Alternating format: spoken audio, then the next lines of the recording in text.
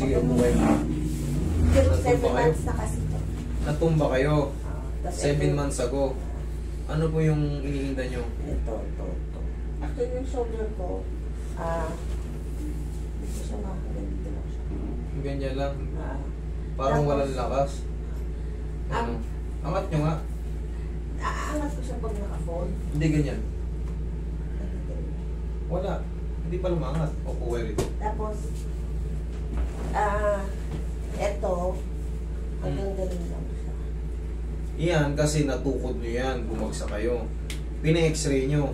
Hindi pa. Hindi nga. Kasi dapat mag-x-ray ako. Kasi meron tayong tinatawag dyan yung mga distal radius. Yung malambot. Malambot yun, yung puti na yun. Alam nyo yung pag kumain ka ng fried chicken. Di ba?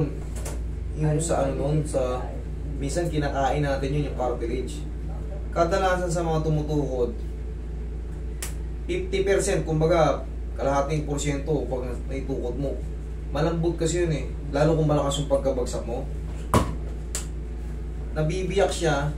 Pero minsan hindi malayo yung ano. Ang problema, nababawasan yung ano. Yan ay tutuklop. Yung iba, nagaganon pero pigil na. Kasi nagbago na yung ano. Malalaman lang naman natin yung sa x-ray eh. Sa x-ray, para makita natin yung ano. Actually, yung ano lang, yung Dicker vein? yung Dicker vein naman, ganito. Pag binuhat mo tong bag mo ng paganyan, kinuha mo ng paganyan, hindi ko rin siya. parang ang pinaso rito. Yung parang mags yan. Yan, dyan. Meron ka dyan. O, dicker vein yan. Positive na yan. Ito ko, every now and then, kunyari, ginaganon ko lang, tapos pinapatulog ko, tumutulog naman. Tapos, gumiginawa, nasasaktan kayo. Gumiginhawa siya. Okay, good kung gumiginawa. Pero syempre, pag palagi kayo ng ganun, nai-scratch yung mga cartilage yung... Pero ito, bakit? Kasama to sa ano? Kasama to sa naitukod nyo nun kaya sumakit? Or before pa siya? Hindi, kasama siya. Kasama siya, okay. Tapos dinala ko kasi ito dun sa kabila. Oh, sige. Okay, Ano kabila siya? lang, okay. More on, tinanggal lang naman nila yung mga ipit-ipit.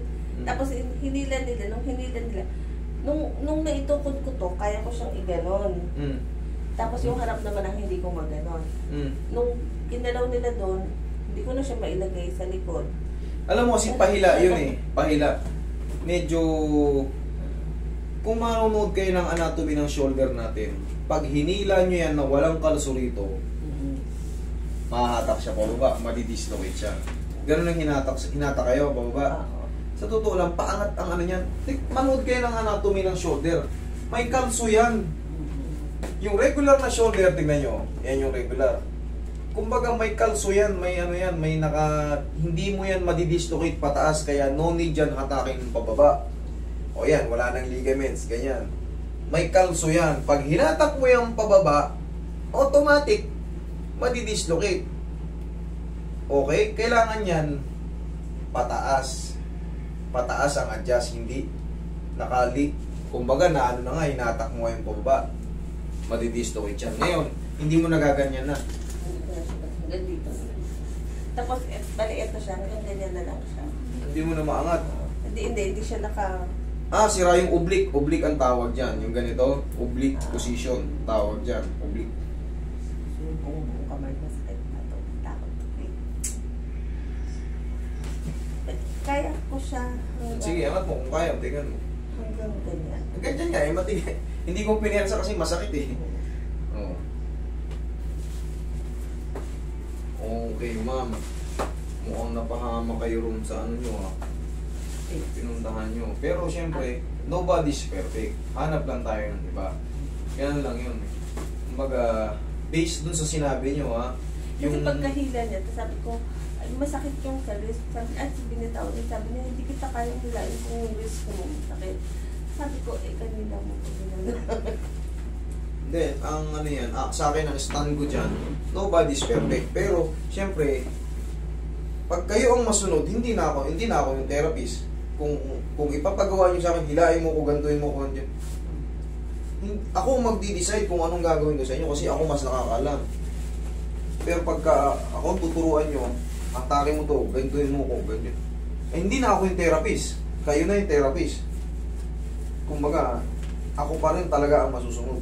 Kasi, once na sumablay, hindi ikaw sisihin mo, ako, kasi ako gumalaw sa'yo. Pero kung ako yung gagawa, hindi, kumbaga, ang sisihin, ako lang. Talaga. Sumablay man o ano. Yan. Pero ito, may ano to. May ano yan, no? Kaya nasira yung oblique ni ma'am. Ano, hindi niya may ganon. Mapabalik po. Subukan natin. Pero may tama rin yung siko ni ma'am eh. Sandali ah, hanapin ko lang. Sa lakas ng tukot to, medyo may kabigatan din kayo ma'am eh. Oo, sa bigat ko nga. Totoo lang eh. Hindi naman sa pag-ano ha, siyempre. Kung mas mabigat ka, mas malakas ang impact.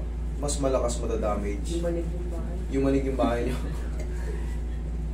Ba, gano'n pa kataas? Ba't yumanig yung bahay? Nasa second floor kasi ako nag-skate. Skate? Nag-skate ka second floor? Nagpo-practice pa lang ako tumayo tayo. Tapos,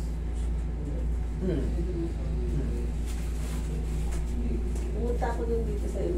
Pinaayos ko lang yung dito. Kasi tapos, mga isang araw pa lang yung tumpa ko nito doon. Galing ka na sa akin dati. Ang pinayos mo, balakang. Hindi ko ito pinagalaw kasi parang kakatumpa ko lang ng isang araw na mamaga pa yung... Tapos, dinala mo sa iba. Tapos nung ano sabi ko, papahilot na ako kasi may ano sila buong body massage. Meron din naman kami nun eh. Meron din naman kami nun, pero siyempre, depende yun sa assessment. Relax lang. Kala nyo, mas magaling dun ha. Now you know. Okay. Ma'am, sa assessment pa lang, malalaman nyo na kung marunong yung therapist. Doon pa lang. Wait. Sige, sigaw nyo lang. Ha! Ganyan nyo lang.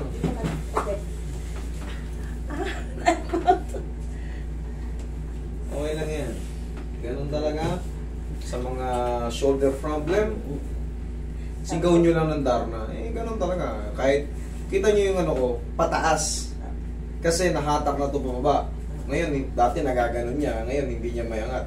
Pero mamaya maangat natin to. Maangat natin yan. Okay na. Yes. I can squeeze you. Sige, para ako naman. Nandito na kasi kayo sa akin eh.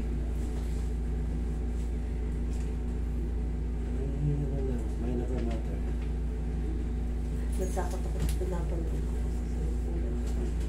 Kaya ano na siya, yung quality of living ko, hindi ko na siya hirap magluto, maligo. Pero ito hindi pa to agad maano ha. Yung lahat-lahat ha. May masakit pa dyan kasi iba yung condition ng mga ano ngayon na nag-loss power ngayon. Nag-loss power. Nakatanto ako ko yung tanggalin ko yung Hindi, okay na. Maluwag naman. So if ever na ano, mag-isang Hindi na. Hindi na. Ano lang, healing process. Yun ang sinasabi ko. Healing process na lang. Kumbaga, isi-set up ko na ito ng maayos. Aantayin nyo na ng mga 2 weeks. Kumbaga, wala na kayong gagawin. Ang gagawin nyo lang yung tuturo kong exercise yun lang. Hindi nyo na kailangan magpa-therapy sa akin. Dapa kayo, ma'am.